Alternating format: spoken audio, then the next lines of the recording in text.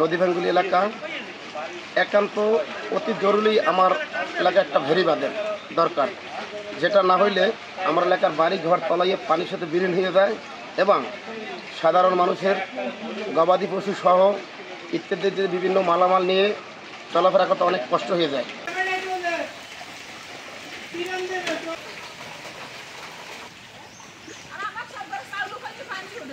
পানিবন্দী মানুষগুলো জোয়ারের পানিতে সমস্ত রাস্তাঘাট বাজার ও দোকানপাট সব তলাইয়ে গেছে।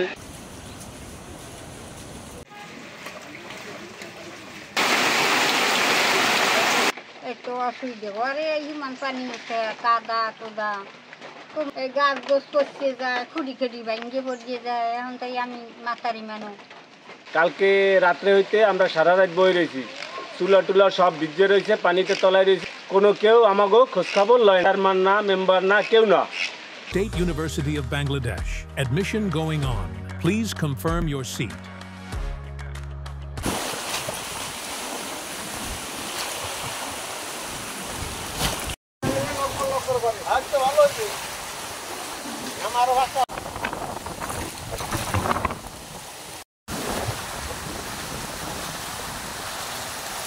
টিরা ভাঙ্গা সব পড়ে গেছে পানিতে, কালকে দেওয়ানিতে।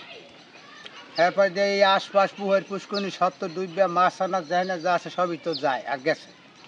আছে কিছু গরু হ্যাঁ রাখতারে না, মাইসে পালতারে না, ওই যে সব ঘরে ঘরে উড়াইয়া কমে এখন নিজের ঠাউন্য করে নিয়ে গরু থন লাগে। দূর দূর করে পানি উঠে চুলা ফা যাইয়ে দাও, কি অবস্থা হয়েছে, খুবই কষ্ট হয়েছে। একবারে বাচ্চা কাছে লইয়া শহীদ ঘুরতে বইয়া রয়েছে।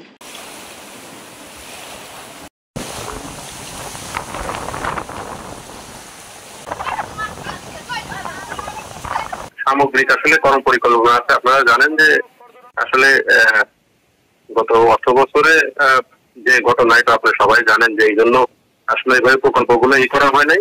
তবে এটা সামগ্রিক পরিকল্পনা আছে, শুধু বাউফল না, গলাচিপায়ও দু এক জায়গায় ভাঙন দেখা দিতে, কুয়াকাটায়ও একটা জবথব একটা মেরিন ড্রাইভ করা হয়েছিল জমিতে লুটপাটের মাধ্যমে, সেটা ভেঙে পুরো চলে গেছে।